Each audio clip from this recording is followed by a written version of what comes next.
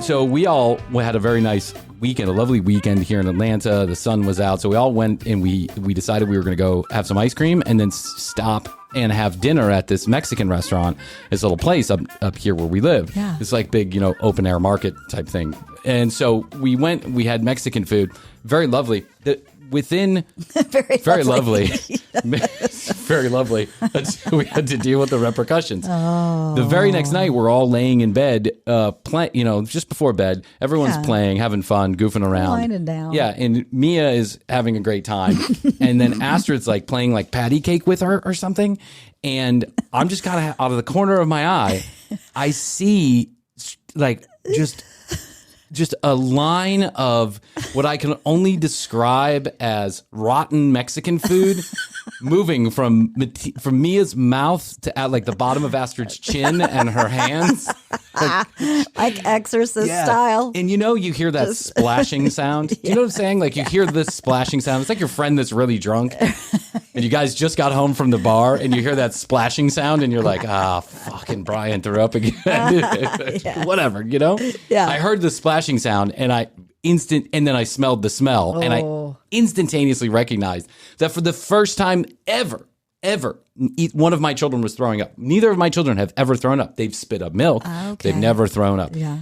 And I wondered to myself as right after this occurred, why is it that when children throw up, it's so much worse than when an adult throws up? Like, first of all, we don't usually throw up when we get sick, right? Yeah. It's not something that happens very often. You really have to be very sick to throw up. I'm not talking about drunk. I'm talking about sick. Right. But children's puke just seems to have a smell and a look to it that you just can't get out of your mind, right? We all know it. Get out of your clothes. Or get out of anything. Yeah, we had to like literally delouse my mattress. Right. And we have like one of those plastic covers on it to make sure stuff like this doesn't get down to the mattress. Exactly. We still had to do it. And Mia's hair smelled like it for days, even though she was like 4 showers in, she still smelled like it.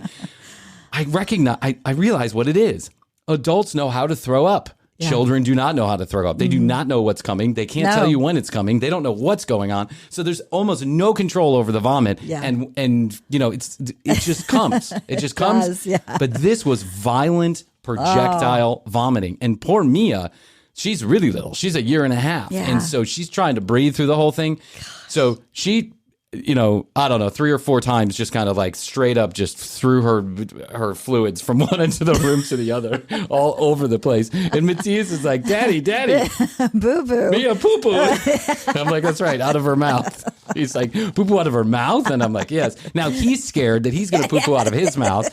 So he's like, Daddy, I don't want to poo-poo out of my mouth. And I'm like, I hear you. No one wants to poo-poo out of their mouth. But listen, sometimes after 12 Bud Lights, a man poo-poos out of his mouth. That's what happens. Right. You're a man now. Get together. So she throws up. Facts that goes of on life. for hours and hours and hours. Oh, geez. We make the assumption that Mia got something rotten to eat or she had a little stomach bug. Yeah.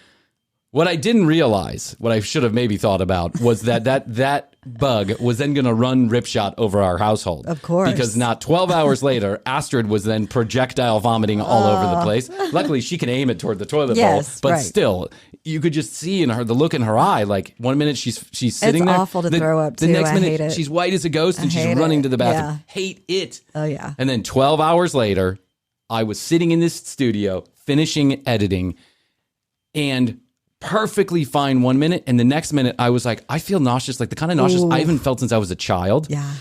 And I was like, just breathe through it, Bryan. Just breathe through it. Remember what your mom said, in through your nose, out through your mouth. My mom always used to say that. If you feel nauseous, just in through your nose, out through your mouth. Mm-hmm. Because the only time that I would vomit as a child was when I was sick, or was also known to vomit if I was excited about a vacation that we were taking. So if we were like on our way to Disney World or taking a long car ride or going to Six Flags, I would get so excited I would vomit, right? It's just like projectile vomit in the car. But I am telling you, Hody, when I knew it was coming, I ran to the bathroom and it was coming and I barely made it. And this was as if Satan himself was in my fucking throat. God. I was throwing up so violently that my nose was bleeding and I couldn't make it stop. So I'm puking with blood shooting out of my nose. And I just am, That's miserable. A man in love and in puking who makes a lot of noise. I'm like,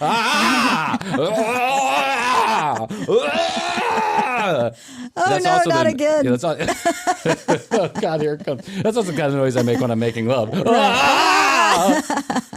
So I did the deed, and I'm like, I felt so much better right afterwards. I'm like, oh, thank God. Let me take a hot shower and wash everything off me. And I wash off. I go lay down in bed. I close my eyes. And 15 seconds later, it's like, it hits me. Yeah, it just hits me. And I am just begging myself not to do this, right? I'm pleading with God, please don't make me throw up again. Please don't make me throw up again. And I run to the bathroom. Yeah.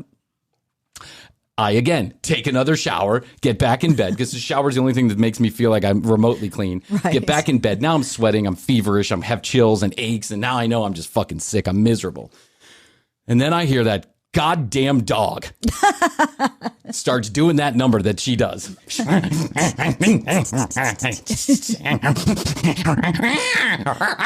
Which means she's gonna shit. That's what it means, right? It means she's got to shit now.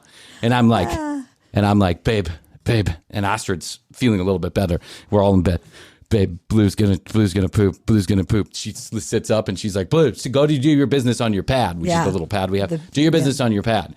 And so Blue, and then she calms down and then she starts doing it again. I'm like, Blue, babe, Blue's gonna shit. And she's like, don't worry, honey, just like relax. You're okay. It's fine. Everything's fine. She's not gonna shit. She's over there. 12 seconds later, that dog shits on the carpet. And the second that I smell it, I'm like, it all goes to hell in a handbasket. Oh, wow. It was awful. It was awful, and I never want to go through it again. No. This all led to Astrid taking the kids to the play place because Daddy was so sick and had so much work to do. Meanwhile, I'm swimming around in a plunge pool with the margarita watching the sunset. Yes, the spirit of the mapache gets in your fucking gut, and you have revenge. Actually, no, we have a lot of recording to do. So, mapache, next vacation, come into press on Krissy's belly until she throws up. Yes. It was just immensely horrible.